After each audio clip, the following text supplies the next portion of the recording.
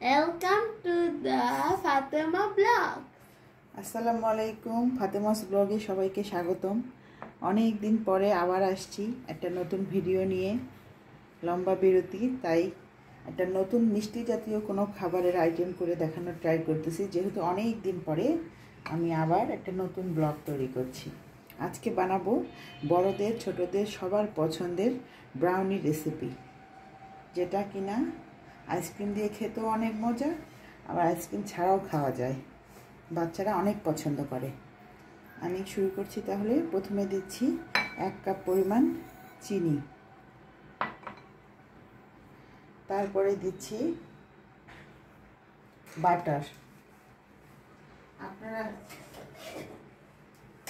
Butter দিতে হবে 3/4 cup.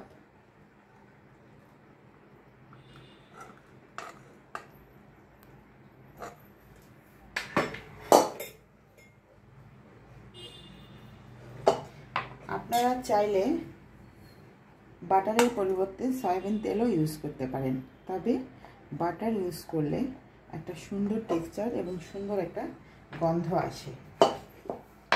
এরপরে দিচ্ছি আমি ডিম, এবং এই ডিমটি অবশ্যই রুম টেম্পারেচারের হতে হবে। ফ্রিজ থেকে বের করে আধা ঘন্টা পরে এটি ইউজ করবেন।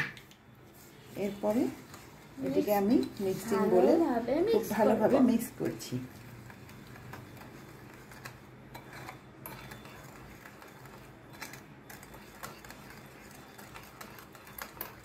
এবং একটু সময় নিয়ে মিক্স করতে হবে যাতে চিনিটা ভালোভাবে গলে যায়।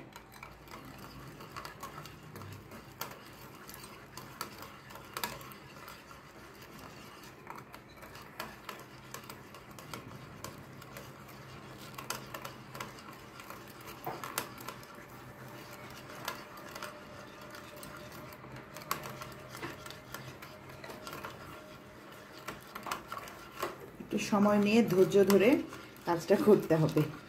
আপনারা চাইলে একটু ভ্যানিলা এসেন্সও দিতে পারেন। আমার এই মুহূর্তে বাসায় ভ্যানিলা এসেন্স নেই, তাই আমি ভ্যানিলা এসেন্সটাকে ইউজ করছি না।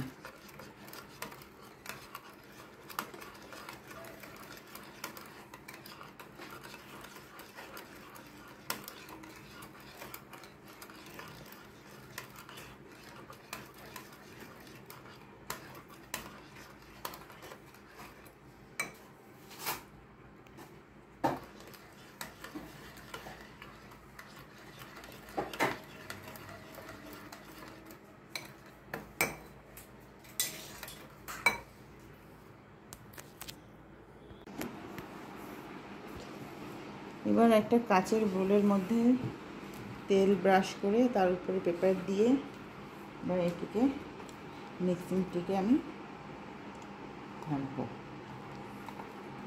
এরপরে এটিকে সুন্দরভাবে গুছিয়ে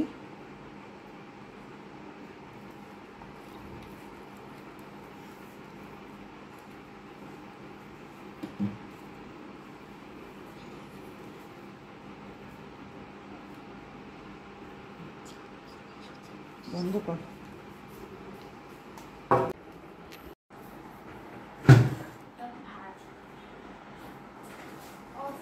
এই যে আমাদের ব্রাউনির এটা হচ্ছে ফাইনাল লুক।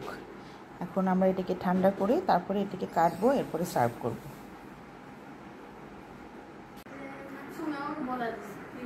আমাদের ব্রাউনির মিক্সিং রেডি। আমরা বলে সমস্ত প্রিপারেশন করে ফেলেছি। এরপরে যেটি করতে হবে, একে ওভেনে বেক করতে হবে।